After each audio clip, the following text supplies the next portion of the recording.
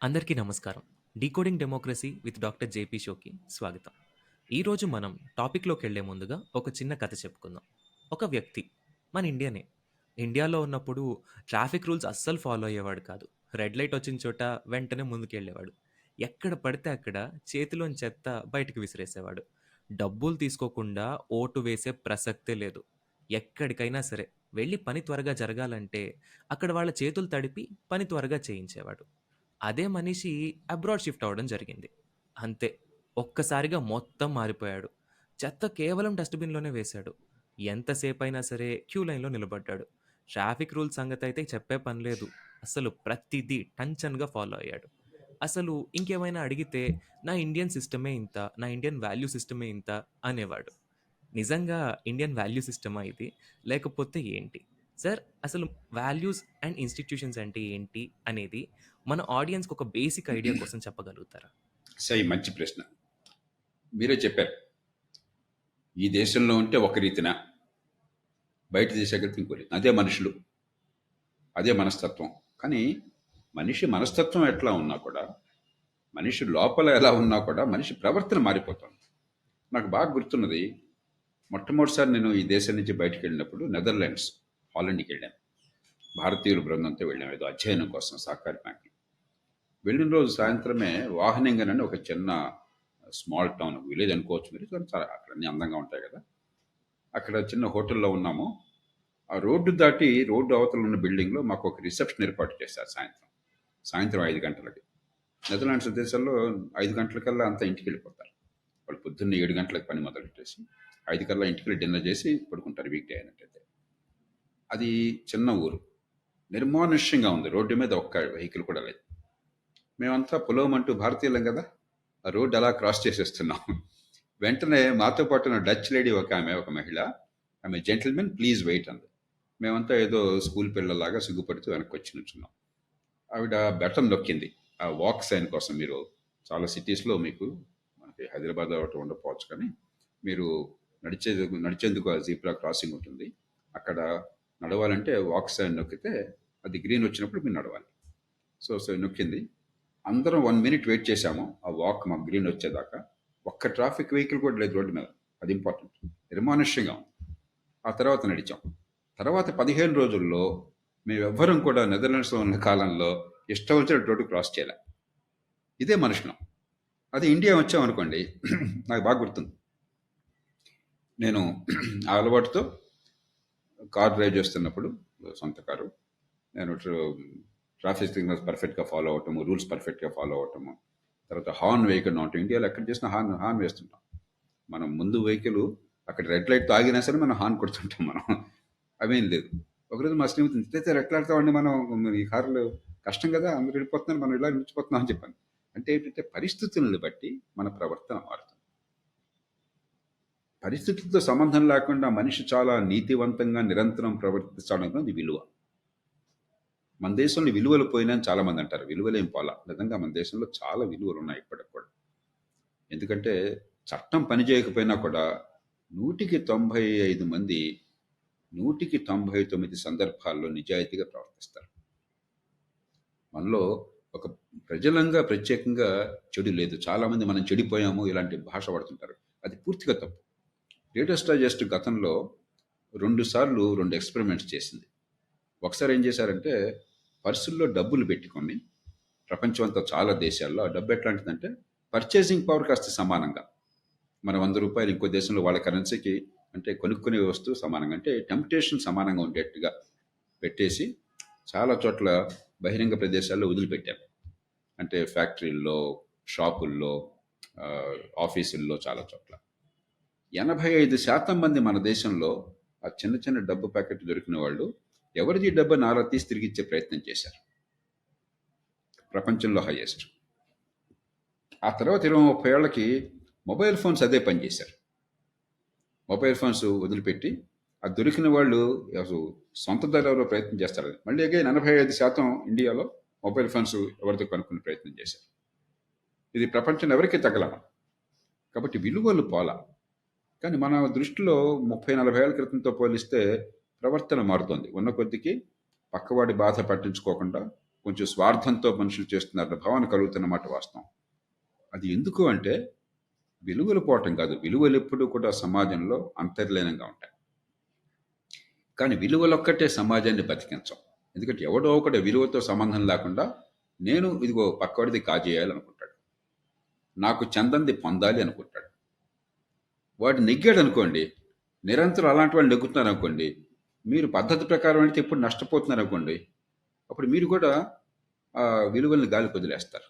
చాలామంది కొందరు మహాత్మా గాంధీ నిలబడతారు, ప్రాణం పోయినా విలువలను పట్టుకుంటారని చెప్పాను. కానీ మామూలు మనుషులు ఇప్పుడు క్యూ ఉంది, మనం చాలా జాగ్రత్తగా బుద్ధిమంతుల్లాగా క్యూలో నిల్చున్నాము. వెనకాల వచ్చినాడు మన ఆ బస్సు ఇంకోటి రాగానే మన డొక్కలో పొడి చేసి గబాలను మన ముందుకు వెళ్ళిపోయి బస్సు ఎక్కేశాడు. ఎవడు పట్టించుకోలేదు, వాడిని ఎవడు ఆపలేదు. ఒక 4 సార్లు చూస్తాం, 5 సార్లు చూస్తాం, మనం ఏం చేస్తాం తర్వాత ఎగబడతాం క్యూ పక్కన పెట్టేసి, అంతే కదా. ఎల్లకాలం మనం క్యూలు ఉండాలి, ఆ క్యూ బస్సులు వెళ్ళిపోతున్నాయి, నాకు మాత్రం అర్జెంటుగా పని ఉంది, నాకంటే ఆలస్యం వచ్చిన వాళ్ళంతా వెళ్ళిపోతున్నారు, తోసుకెళ్ళిపోతున్నారు. కాబట్టి ఇవన్నీ ఏమిటంటే మంచి ప్రవర్తనకి గౌరవం, గుర్తింపు, దానివల్ల ప్రయోజనం. చెడు ప్రవర్తన, చెడు అంటే పెద్ద భయంకర దుర్మార్గం నేను అంటల్లా, చెడు నుంచోపోవటం కూడా చెడు ప్రవర్తనే. చెడు ప్రవర్తనకి ఎంతో కొంత శిక్ష, బిడియం, భయం, ఇవి ఉండాలి. మొదటిదేమో నీతివంతంగా మనం నిరంతరం ఉండాలి, నీతిమంతులుగా ఉండాలి, విలువలు ఉండాలని చెప్పినది విలువలు. రెండవదేమో వ్యవస్థ, ఇన్స్టిట్యూషన్స్, ఇన్సెంటివ్స్. కాబట్టి విలువలు మన సమాజంలో అద్భుతంగా ఉండాలి. మన పిల్లలకి చిన్నప్పుడు నేర్పాలి, స్కూళ్ళల్లో నేర్పాలి, మన తాత్విక చింతన ఉన్న వాళ్ళు నేర్పాలి, స్పిరిచువల్ గురువులు నేర్పాలి. బాబు మన ప్రవర్తన సరిగ్గా లేకపోతే దేవుడు క్షమించని చెప్పనొచ్చు, అయితే సమాజంలో మంచిది కాదు, పాపభీతం చెప్పొచ్చు, మరొకటి చెప్పొచ్చు, రకరకాలుగా. కానీ అదొక్కటే చాలు సమాజాన్ని కాపాడటానికి. విలువలతో పాటు ఆ విలువలను రక్షించే వ్యవస్థ, మనిషి ప్రవర్తనని నిర్దేశించే వ్యవస్థ, మంచి మార్గాన్ని పెట్టి. విలువలంటే ఏమిటి? కేవలం నా లాభం కోసం నేను చూసుకుని మీకు నష్టమైనా పట్టించుకోకపోతే విలువ లేదు. నా లాభం కోసం నేను ఆరాటపడుతున్నా, నా బతుకు కోసం మనందరం తినాలని ప్రయత్నం చేస్తున్నాం కదా. విలువలు ఉన్న వాళ్ళు తిండి మానేయట్లేదు కదా, వస్తువులు ఉండట్లేదు కదా, చచ్చిపోవట్లేదు కదా. కాబట్టి నా కోసం నేను ఆరాటపడుతూ మీకు నష్టం జరగకుండా, వీలుంటే మీకు కూడా మేలు జరిగేట్టు చేస్తే అది గొప్ప విలువ అన్నట్టు లెక్క. విలువ అంటే వేరే ఏం లేదు. విలువ అంటే 10 కమాండ్మెంట్స్లో దేవుడు చెప్పింది కాదు. విలువ అంటే వ్యక్తి సుఖము, వ్యక్తి ఆనందము, వ్యక్తి ఔన్నత్యము, వ్యక్తి స్వార్థము, మంది హితము, 10 మంది ప్రయోజనము, రెంటిని ఎలా సంధానించాలన్నది విలువ. అది కేవలం అంతర్లీనంగా ఉన్నటువంటి నైతిక విలువల వల్ల మహాత్మా గాంధీ లాగానే వస్తుందనుకుంటే పొరపాటు. అది అవసరము, కానీ అది చాలు. దాన్ని కాపాడే వ్యవస్థ కావాలి. తప్పు చేస్తే అంటే మంది హితానికి దెబ్బతీస్తే ఇదిగో ఈ గీత దాటితే సమాజం ఒప్పుకోదు అని మనం ఒక గీత గీయగలగాలి. సార్, మనం మన ఇండియన్ వాల్యూ సిస్టమ్ని చాలా గొప్పది, ఎప్పటి నుంచో ఉన్న చరిత్ర మనది అన్నట్టు చెప్పుకుంటూ ఉంటాం. కానీ మన దగ్గర సతీ సాగమనం కానివ్వండి, చైల్డ్ మ్యారేజ్ ఇప్పుడు లేవు. కానీ ఒకప్పుడు అవే సోషల్ ఈవిల్స్ని మనం వాల్యూస్ అని చెప్పుకున్నాం. మన కల్చర్ ఇది, మన వాల్యూస్ ఇవి అని చెప్పుకున్నాము, వాటిని ఎలివేట్ చేసాం. ఇప్పుడు అంత విపరీతమైన సోషల్ ఈవిల్స్ లేనప్పటికీ ఇప్పటికీ మన లోపల ఉన్నాయి సార్. అంటే డిస్క్రిమినేషన్ అబౌట్ ఉమెన్ కానివ్వండి, ఆడవాళ్ళని వెనక్కి చూడడం కానివ్వండి తక్కువగా, ఇలాంటివన్నీ ఇంకా అంతర్లీనంగా ఉన్నాయి. నిజంగానే మన ఇండియన్ వాల్యూ సిస్టమ్ అంత ఉన్నతమైందంటారా, లేకపోతే ఇప్పటికీ డ్రాబ్యాక్స్ ఉన్నాయి, కరెక్ట్ చేసుకోవాలి? మంచి ప్రశ్న సాయి. విలువలు వేరు, సాంప్రదాయం వేరు. మనం కన్ఫ్యూజ్ అవుతాం. సాంప్రదాయంలో మంచి ఉంది, చెడు ఉంది. విలువలు ఎప్పుడు మంచివే. ఇప్పుడు ఉదాహరణకి సాంప్రదాయం ప్రకారం తల్లిదండ్రుల పట్ల గౌరవంగా ఉండవాలి. మనం ఏం చెప్తాం? తల్లి, తండ్రి, గురువు, దైవం. కొన్ని దేశాల్లో గురువు గారు ఎదురుగా కాళ్ళు బలమే పెడతారు. మనం ఊహించలేము. మనం ఎంత పెద్ద ఎత్తుకు తిన్నా కూడా మన చిన్నప్పుడు పాఠాలకు గురువు గారు వస్తే వెంటనే నమస్కారం మాస్టర్ అంటాం. నేను వాళ్ళు ఎవరో చేస్తుంది భయంకరమైన తప్పంటలా, కానీ నా దృష్టిలో నేను సంతోషపడుతున్నాను. పెద్దరికాన్ని గౌరవిస్తున్నాం, విజ్ఞతని గౌరవిస్తున్నాం, మరి తల్లిని, తండ్రిని, గురువుని గౌరవిస్తున్నాం. అది నేను తప్పు అనుకోవట్లేదు. ఆ సాంప్రదాయంలో మంచి భాగం. అదే సాంప్రదాయంలో ప్రతి మతము, ప్రపంచమంతా కూడా కొంత ఛాందస్సాన్ని కూడా కొనసాగించింది. ఈ ఛాందస్సం ప్రధానంగా మగవాడు మహిళల మీద ఆధిపత్యాన్ని దాదాపు ప్రతి మతంలో కూడా కొనసాగించాడు. ఇది భారతదేశంలో కొత్తగా వచ్చింది కాదు. దానిలో భాగంగానే రకరకాలైనవి. ఇప్పుడు ఉదాహరణకు మన దేశంలో పాతివ్రత్యమే నీకు అత్యంత కీలకమైనది. పతియే ప్రత్యక్ష దైవం. వాడు దుర్మార్గుడైనా, వాడు అన్ని రకాల అవలక్షణాలు ఉన్నా, వాడిని దైవంగా పూజిస్తే నువ్వు స్వర్గానికి పోతావు. ఇవన్నీ ఏంటంటే బానిసత్వాన్ని కొనసాగించాం. సాంప్రదాయం పేరుతో ఛాందస్సాన్ని కొనసాగించాం. అది విలువ కాదు అది. కానీ మహిళని గౌరవించు. ఒక మహిళ వస్తే ముందు నుంచో మహిళకి కూర్చునే అవకాశం ఇవ్వు. మహిళని రక్షించు. అది నా దృష్టిలో విలువ. విలువలు సార్వజనీయమైనవి. విలువలు సార్వకాలీనమైనవి. అన్ని సమాజాల్లో అన్ని కాలాల్లో మనకి పనికొచ్చేది, సమాజ హితాన్ని కాపాడేవి విలువలు. సాంప్రదాయం గతం నుంచి వచ్చింది. దానిలో కొన్ని మంచి విలువలు ఉన్నాయి, కొన్ని చెడు సాంప్రదాయాలు ఉన్నాయి. ఆ చెడు సాంప్రదాయమే ఛాందసం, మూఢనమ్మకం. సతీసాగమనం కావచ్చు, బాల్య వివాహం కావచ్చు. మరి మహిళ వితంతువైనట్టయితే ఆవిడ జీవితం అంతా ఏ రకమైన సుఖము సంతోషం లేకుండా పడి అడగటమే కావచ్చు. అదే మగవాడు భార్య పోతే వాడు హాయిగా జీవితంలో సంతోషంగా బతకచ్చు. వాడికి ఏ రకమైన ఇబ్బంది లేవు. ఇవన్నీ కూడా సాంప్రదాయం పేరుతో వచ్చిన ఛాందసాలు, మూఢనమ్మకాలు. కానీ తల్లిదండ్రులను గౌరవించు, పాపభీతితో ఉండు, పక్కవాడి డబ్బు అన్యాయంగా దొంగతనం చేయబాకు, పరస్త్రీ వైపు కన్నెత్తి చూడబాకు. లేకపోతే నీకు సమాజం ఎన్నో రకాల కట్టుబాట్లు పెట్టింది మన దేశంలో. మనం మంచి మార్గాన్ని నడిచేది మన దేశంలో చట్టం వల్ల కాదు, కోర్టుల వల్ల కాదు, పోలీసుల వల్ల కాదు. కేవలం అరే నేను తప్పు చేస్తే 10 మంది ఏమనుకుంటారు. రెండోది దైవభక్తి. మన దేశంలో ప్రతి ఒక్కళ్ళకి దాదాపు 199 మందికి, మరి హిందూ కావచ్చు, ముస్లిం కావచ్చు, క్రైస్తవులు కావచ్చు, సిక్కులు కావచ్చు, జైనులు కావచ్చు, బౌద్ధులు కావచ్చు, ఏది మతమైనా సరే మన దేశంలో దైవభక్తి ఎక్కువ మందికి ఉంది. ఆ దైవభక్తి ఇతరుల మీద ద్వేషాన్ని కాకుండా పాపభీతిని పెంచింది అనుకోండి. ఫలాంత చేస్తే పాపం అని చెప్పింది, మంచిదే. ఆ కారణంగా చాలామంది మనుషులు మంచి మార్గాన్ని పోతారు. అట్లాగే మీకు సమాజం ఏమనుకుంటుందో, ఇంట్లో మా నాన్నగారు అమ్మాయి ఏమనుకుంటారు, నేను ఫలానా వాళ్ళ అబ్బాయిని లేకపోతే ఫలానా వాళ్ళ అమ్మాయిని, చుట్టుపక్కల ఏమనుకుంటారు, అది కూడా అంటే శృతి మించి బిడియమై మీ స్వేచ్ఛకు అంతరాయం అయితే అది పొరపాటు. కానీ తప్పు చేస్తే వాళ్ళు ఏమనుకుంటారు అన్నటువంటిది ఆ బిడియం, అది తప్పు కాదు. తర్వాత మతానికి అతీతంగా ఉన్న ధర్మాధర్మ చింతన. మన దేశంలో మతానికి అతీతంగా అరే ఈ గీత దాటకూడదు, తప్పు అన్న భావం చాలా బలంగా ఉంది. అది నిజంగా సాంప్రదాయం కొన్ని వేల సంవత్సరాలుగా ఇచ్చింది. కాబట్టి సాంప్రదాయంలో మంచి ఉంది, గర్వించదగ్గది ఉంది, కాపాడుకోవాల్సిన కుటుంబ వ్యవస్థ. బలమైన కుటుంబాలు చాలా అవసరం. అంటే కుటుంబాల పేరుతో మళ్ళీ మహిళ మీద మీరు బానిసత్వం పెట్టేసి అది అది చాలా తప్పు. కానీ ఇద్దరికీ సమాన స్వేచ్ఛ, సమాన హక్కులు ఉంటూ భార్యకి భర్తకి మీరు కుటుంబాన్ని కాపాడడం అనేది బహుశా సమాజానికి అవసరం. అది సమాజంలో చాలా గందరగోళం లేకుండా మనం కాపాడుతుంది. కానీ ఈ చెడు మీరు ఇందాక చెప్పారే, మన చెడు మన దేశంలో ముఖ్యంగా నా దృష్టిలో 3 ఉన్నాయి. మనం విసర్జించవలసినవి, ఎదిరించి పోరాడాల్సినవి. ఒకటి, పుట్టుకతో వచ్చిన అసమానతని మనం చాలా మామూలుగా భావిస్తాం. ఆ కులంలో పుట్టాడు, లేదా పేద కుటుంబంలో పుట్టాడు, లేకపోతే ఆ పిల్ల ఫలానా వర్గంలో పుట్టింది కాబట్టి అది వేరు, వాళ్ళంతే. అది తప్పు. పుట్టుకతో ఏ బిడ్డ పాపం చేయలేదు, వీళ్ళంతా ప్రకృతి ప్రసాదించినటువంటి వరాలు, వీళ్ళకి ఎదిగే అవకాశం సమానంగా రావాలన్న భావన మన మనసుల్లో ఇంకా బలంగా ఇంకలా ఈ కుల వ్యవస్థ వల్ల. అది ఖచ్చితంగా తప్పు, దాని నుంచి బయటపడాలి. రెండో తప్పు ఎక్కడుందంటే, మనకి మన కులం లోపల మన ఊరు వాళ్ళు అంటేనో లేకపోతే మరొకటంటేనో మనందరం కలిసి ఉంటాం, ఒకళ్ళ మీద ఒకళ్ళ నమ్మకం ఉంది. కానీ పక్క కులం వాడంటే, పక్క మతం వాడంటే, పక్క రాష్ట్రం వాడంటే, పక్క భాష వాడంటే, లేకపోతే ఉత్తరాది దక్షిణాది, తెలుగు తమిళం, మనం చాలా చులకనగా అంటే అపనమ్మకం మనలో ఉంది. అలాగే పైనున్నవాడు కింద వాడంటే అపనమ్మకం, కింద ఉన్నవాడికి పైన అంటే అపనమ్మకం. అదే మన పరిపాలన రాజకీయాలను కనిపిస్తుంది. ప్రధానమంత్రి మంత్రులను నమ్మడు, ముఖ్యమంత్రి మంత్రులను నమ్మడు, అలాగే పై స్థానంలో కూర్చున్నవాడు ఇతర స్థానాల్లో నమ్మడు. జాతీయ స్థాయిలో ప్రభుత్వం రాష్ట్ర ప్రభుత్వాన్ని నమ్మదు, రాష్ట్ర ప్రభుత్వం అసలు స్థానికంగా ప్రభుత్వాన్ని ఖాతరే చేయదు. అపనమ్మకం.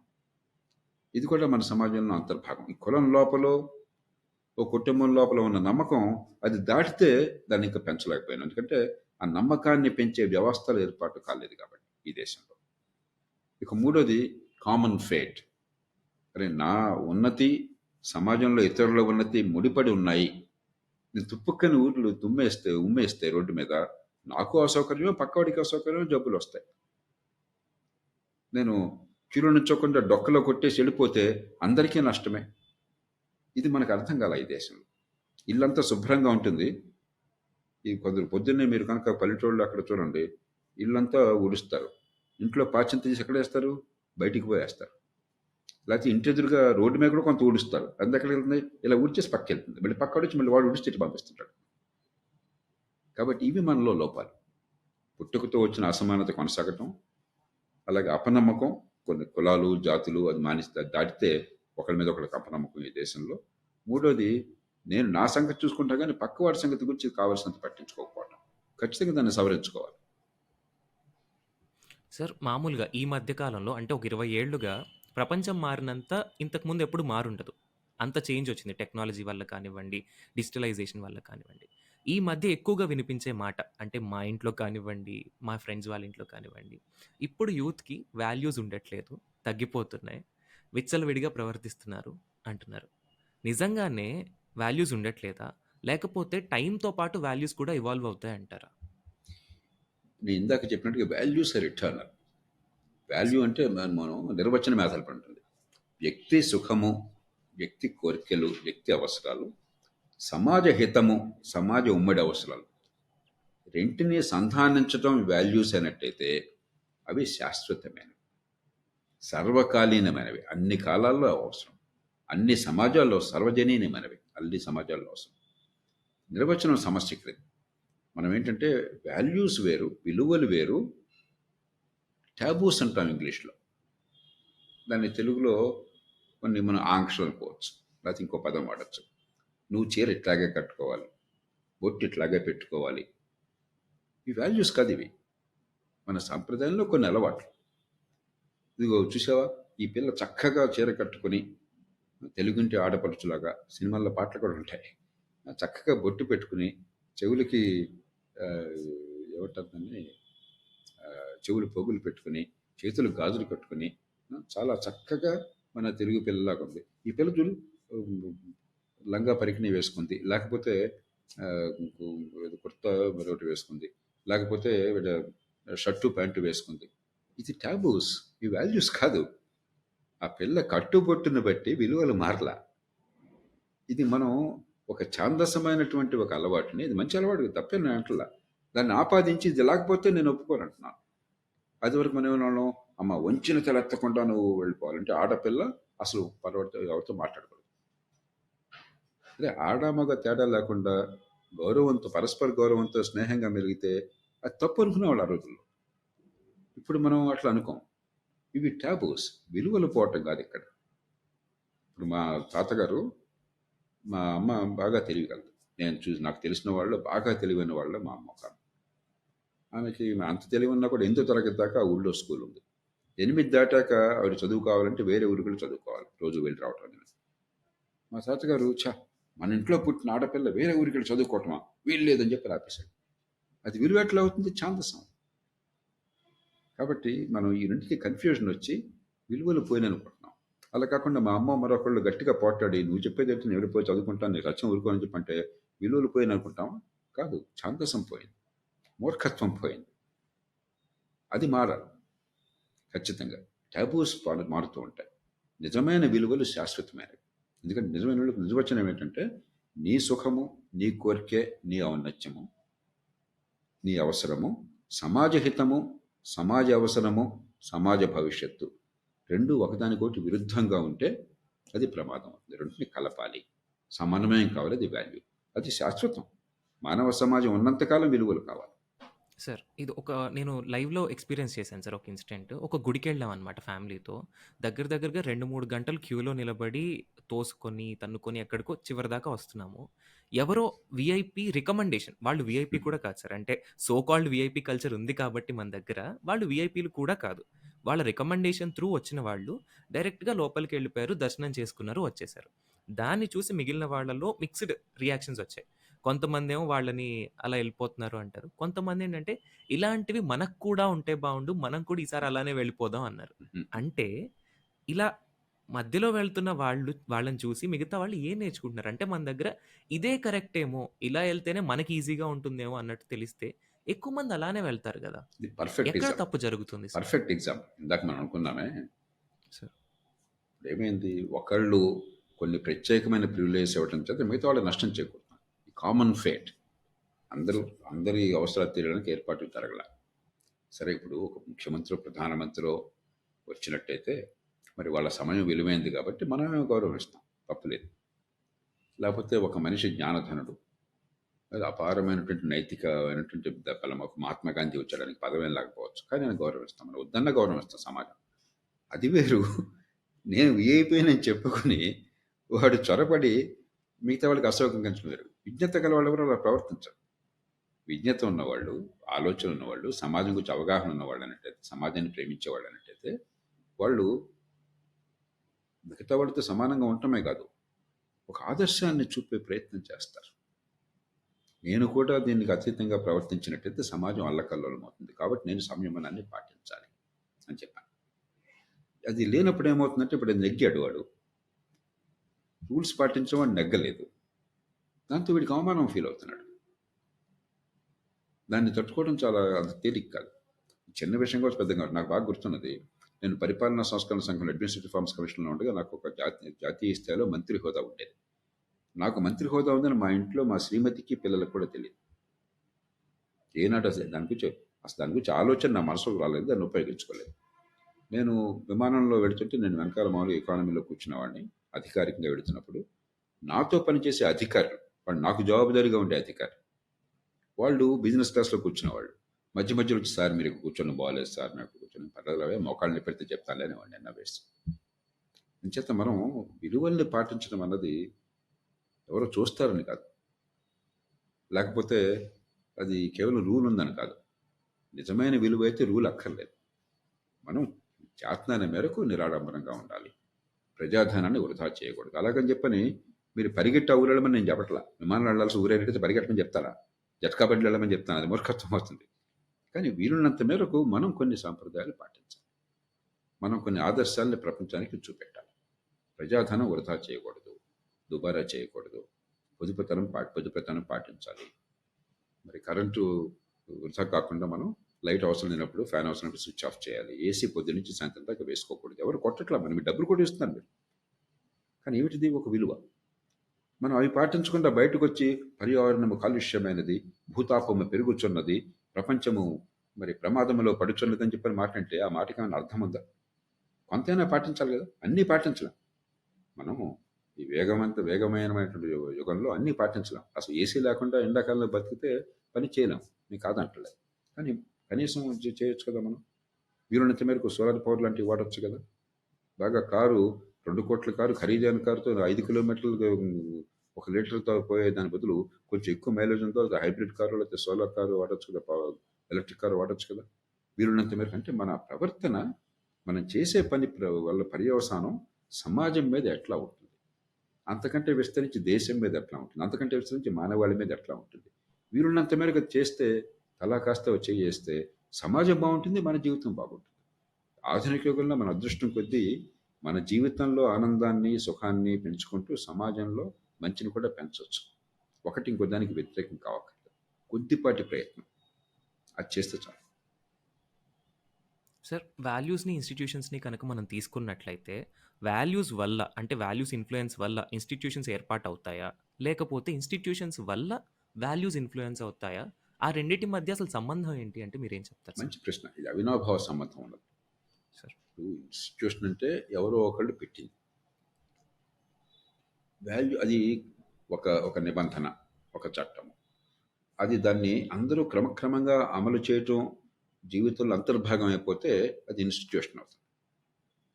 చట్టంతో లేకపోతే నిబంధనలతో, రాజ్యంతో నిమిత్తం లేకుండా సమాజమే కొన్ని కట్టుబాట్లు పెట్టుకుని దాన్ని తరతరాలకు కొనసాగిస్తే అది వాల్యూ అయిపోతుంది. చాలా ఇప్పుడు కూడా వాల్యూ ఇన్స్టిట్యూషన్ కలిసి ఉండాలి.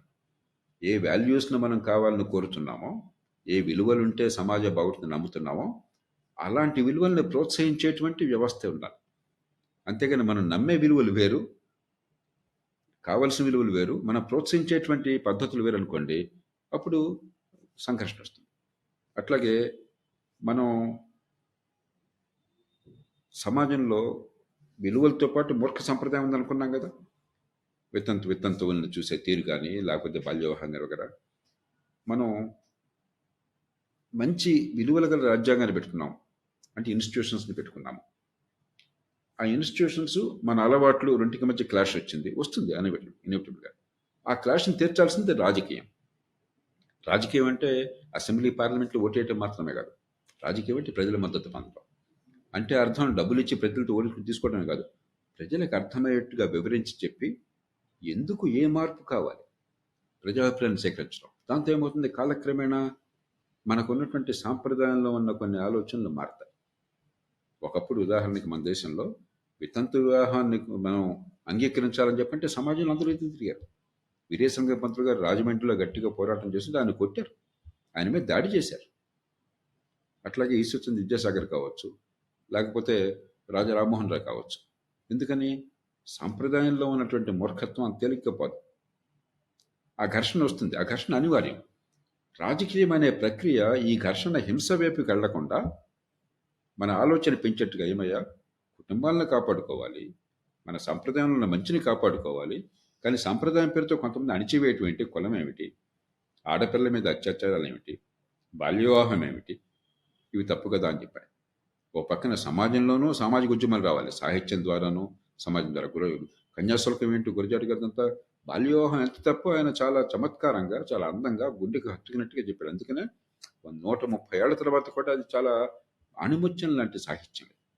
తెలుగు సాహిత్యంలో నా దృష్టిలో గురజాడ గారి కన్యాశుల్కానికి ఉన్న స్థానం మరే సాహిత్యానికి లేదు. ఎందుకంటే సార్వజనీనమైనటువంటి ఒక అద్భుతమైన దాన్ని ఒక అద్భుతమైన శైలిలో గొప్ప క్రియేటివిటీతో చెప్పారు కాబట్టి. కాబట్టి సమాజంలో సాహిత్యము, ఉద్యమాలు, భావ విప్లవాలు రావాలి. అదే సమయంలో రాజకీయం అన్నది కేవలం నిబంధనని చెప్పటమే కాకుండా ఎందుకు నిబంధన అవసరం, ఈ నిబంధన ఉండటం వల్ల జీవితాలు మరింత ఎలా అందంగా ఉంటాయి, సమాజం అప్పుడు దానికి మద్దతు వస్తుంది. ఆ మద్దతు ప్రకారం అధికారులకు చట్టాలు చేయాలి. అంచేతే అవినాభావ సంబంధం ఉంది. కాబట్టి దేని పాత్ర దానికి. సార్, మన భారతదేశం 1947 మనకి స్వతంత్రం వచ్చాక ఇన్నాళ్ళు మనం కలిసి ఉంటామని అనుకోలేదు. సో వీటిల్లో మన ఇన్స్టిట్యూషన్స్ యొక్క పాత్ర ఎంతవరకు ఉంది? మనం నిజంగానే సక్సెస్ అయ్యామా? లేకపోతే ఇప్పటికీ చాలా విషయాల్లో వెనకబడి ఉన్నామా? ఎందుకంటే మీరు చాలా ఇన్స్టిట్యూషన్స్‌లో పని చేశారు, ఉన్నత స్థానాల్లో ఉన్నారు, చాలా డెసిషన్స్ కూడా తీసుకున్నారు. సో మీ ఎక్స్‌పీరియన్స్‌ని బట్టి దాని గురించి ఏం చెప్తారు సార్? ఇప్పుడు ప్రజాస్వామ్యం అంటే ఖచ్చితంగా ప్రజల అనుమతితో, ప్రజల ఓటు ద్వారా బాధ్యత స్వీకరించి ప్రజలకు కావాల్సిన పనులు రాజ్యాంగం నిర్దేశించే విధులు నిర్వహించాలి. కానీ ప్రజాస్వామ్యం అంటే రాచరికం అనుకుంటారు చాలామంది. ఒక్కసారి అధికారంలోకి వచ్చాక ఏ రూపంలో వచ్చినా కూడా ఇది రాచరికం, నేను రాజునే. కాకపోతే ఇప్పుడు రాజు దేవాంశ సంభూతుడు కాకపోవచ్చు, తండ్రికి పుట్టిన కొడుకు కాకపోవచ్చు. అది కూడా నమ్ముతున్నారు. వీడు అధికారం కూడా తండ్రికి పుట్టిన కొడుకే వస్తుంది అనుకుంటున్నారు ఇప్పుడు. కానీ ఓటు ద్వారా వస్తుంది. ఒకసారి వచ్చాక మాత్రం నేను రాజునే, నేను ప్రజల్లో ఆ భావం ఉంది చాలా మందిలో, ఎన్నికైన వాళ్ళ ఆ భావం ఉంది. కానీ అది కాదు. రాజ్యాంగ వ్యవస్థలు ఒకటి, అసలు ఈ ప్రజాస్వామ్య నడపడంలో కూడా బోర్డంత వ్యవస్థలు ఏర్పాటు ఉన్నది, బోర్డంత ఇన్స్టిట్యూషన్స్ ఉన్నాయి. ఎన్నికలు ఇష్టం వచ్చినట్టు జరిపారనుకోండి, ఏ ఊళ్ళో కాదు బడితే ఎవరి చేతుల్లో ఉంటే బర్రె వాడిది అనుకోండి, ఎవరికి బలం ఉంటే వాడు మిగతా వాళ్ళని కొట్టేసి ఓటేయించున్నాడు అనుకోండి, ఎన్నికలు ఎందుకు అవుతాయి? కాబట్టి మనం ఏం చేసాము, ఎన్నికల సంఘం స్వతంత్ర ప్రతిపత్తి కలది. ఎన్నికల సంఘం అంటే ఎక్కడో ఉన్న మ్యాజిక్ కాదు. ఈ దేశంలో ఉన్న పరిపాలన యంత్రాంగం మొత్తం ఎన్నికల్లో పాలు పంచుకుంటుంది. ఈ మొత్తం కలిసి ఉమ్మడిగా ఎన్నికల సంఘం అంటాం. దానికి మొత్తానికి జాతీయ స్థాయిలో గతంలో ఒకరు ఉండేవారు, ఇప్పుడు ఇద్దరు ముగ్గురు ఉన్నారు. కానీ ఆ సమయంలో మిగతా సమయాలు ఎట్లా ఉన్నా కూడా పార్టీలకు అతీతంగా పద్ధతి ప్రకారం అందరికీ అర్థమయ్యే రీతిలో పారదర్శకంగా పోవటం అనేది ఒక సాంప్రదాయాన్ని 1952లోనే అలవాటు చేశారు సుకుమార్ సేన్ అని చెప్పిన మొట్టమొదటి ప్రధాన ఎన్నికల కమిషనర్. అప్పటి నుంచి ఇప్పటిదాకా గుండె మీద చేసుకు మనం చెప్పచ్చు, ఎన్నికల వెనకాల చాలా భాగవతం ఉంది. మన ఓట్ల కోసం డబ్బులు ఇస్తున్నాం, తాయిలాలు పంచుతున్నాం, ఎలక్షన్ అయితే మీకు ఇవి ఇస్తాం ఫ్రీగా అని చెప్పని ఆశ చూపెడుతున్నాం, కులం మతం పేరుతో జనాన్ని విభజిస్తున్నాం, విర్రెక్కిస్తున్నాం. ఇవన్నీ తప్పులు. దానికి నిరంతరం విరుగుడు కావాలి, చాలా మార్పులు కావాలి దేశంలో. కానీ పోలింగ్ బూత్లో ఎక్కడ అక్రమాలు లేవు. మొదట్లో కొద్దిగా ఉండేవి, క్రమక్రమంగా పోయి స్వచ్ఛందంగానే ఇక్కడ ఓటేస్తున్నారు. ఆ క్షణంలో ఏ కారణమన్నా కానీ ఆ ఓట్లన్నీ న్యాయంగానే లెక్కెడుతున్నారు, ఏ దొంగ లెక్కలు లేకుండా. ఆ లెక్క ప్రకారం నెగ్గిన వాడిని నెగ్గాడని అందరూ ఒప్పుకుంటున్నారు. మనం ఎవరు నువ్వు నెగ్గలేదు తొండి అంటలా మనం. ఆ నెగ్గిన వాళ్ళు ప్రభుత్వం ఏర్పాటు చేసి పాలిస్తున్నారు. ఆ మేరకు నడుస్తుంది. ఎందుకంటే ఎన్నికల సంఘం అనేది కొన్ని పద్ధతులను మొదటి నుంచి ప్రవేశపెట్టారు. దానిలో ఒక సంస్థ ఉన్నది, ఎన్నికల సంఘం అనే సంస్థ, రాజ్యాంగబద్ధమైన సంస్థ, స్వతంత్రంగా పనిచేసే సంస్థ. దానిలో ఆ సంస్థ కొన్ని సాంప్రదాయాల్ని, పద్ధతుల్ని చాలా ప్రామాణికంగా రూపొందించింది. వాటిని నిరంతరం అమలు చేస్తున్నది జీవితంలో అంతర్భాగం అయిపోయింది. అందుకని ఎన్నికల కమిషన్ ఎవడున్నా కూడా దేశంలో ఎన్నికలకు పెద్ద ఇబ్బంది ఉంది. ఎందుకని ప్రజలంతా కూడా 1000 కళ్ళతో చూస్తున్నారు. పార్టీలన్నీ జాగరూకతతో ఉంటున్నాయి. పత్రికలు చూస్తున్నాయి నిరంతరం. ప్రజలంతా ఆసక్తిగా గమనిస్తున్నారు. కాబట్టి పరపక్షాలు ఏమైనా వస్తే వెంటనే ప్రతిఘటన వస్తుంది సమాజం నుంచి. ఆ స్థాయికి వచ్చాం మనం. కాబట్టి ఇది ఒక వ్యవస్థ, ఒక ఇన్స్టిట్యూషన్. సుప్రీంకోర్టు లేదా హైకోర్టులు, రాజ్యం ఏదైనా చేయొచ్చు, కానీ రాజ్యం కొన్ని గీతలు దాటకూడదు. ప్రజల హక్కుల్ని కాలరాయకూడదు, రాజ్యాంగాన్ని ఉల్లంఘించకూడదు, కొన్ని పద్ధతుల ప్రకారమే పాలించాలి. ఆ పద్ధతులు దాటితే న్యాయస్థానాలు ఉన్నాయి, స్వతంత్ర ప్రతిపక్షులు న్యాయస్థానాలు. అందులో కొన్ని పొరపాట్లు ఉన్నా కూడా మొత్తం మీద న్యాయస్థానాలు నిలబడినాయి. అలాగే రాష్ట్రాలు, యూనియన్ ప్రభుత్వం రెంటికి మధ్య సమతూకాన్ని పాటించాలి, వనరుల పంపిణీ చేయాలి. ఫైనాన్స్ కమిషన్, ఆర్థిక సంఘం చాలా ప్రామాణికంగా చేశాం మనం. ఇంతవరకు ఈ దేశం ఇన్ని గందరగోళాలు ఉన్న దేశంలో ఆర్థిక సంఘాలు 15 వచ్చినాయి ఇప్పటికి. ఈ దేశంలో 16 ఆర్థిక సంఘాన్ని ఇప్పుడు ఏర్పాటు చేయబోతున్నారు.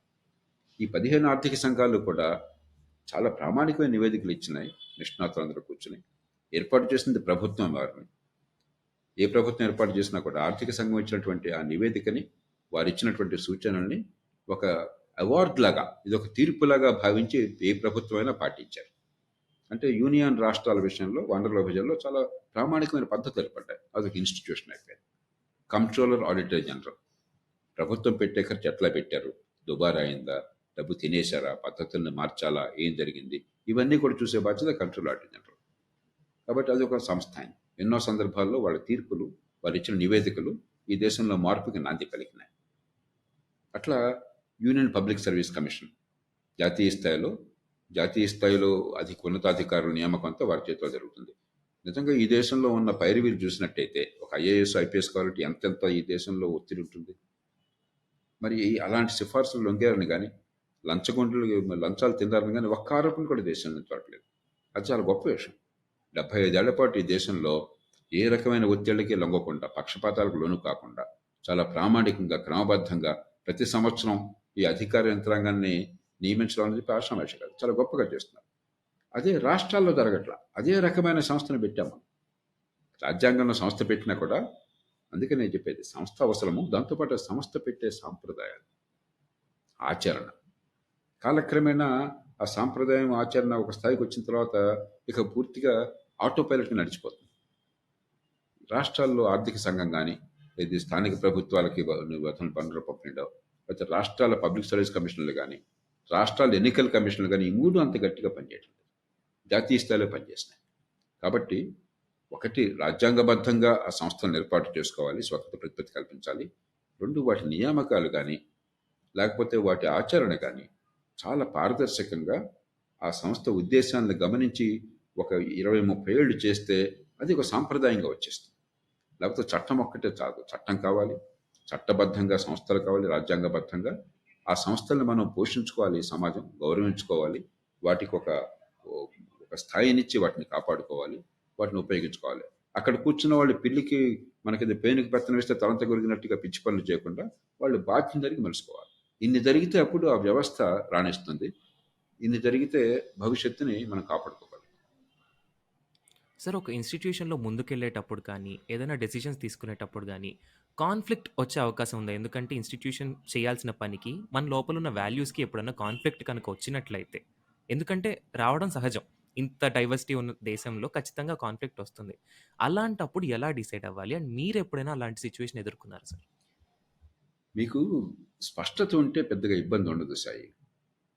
అందులో ఆధునిక యుగంలో ఇప్పుడు 2వ ప్రపంచ యుద్ధం ముందు ఆ సమస్యలు ఉండేవి. ఉదాహరణకి, ప్రభుత్వంలో ఎన్నికైన లేదా అధికారంలో ఉన్న నాయకత్వం ఇచ్చిన ఆదేశాలను శిరసావహించవాలని, అది ఒక విలువ ఇప్పటికి కూడా.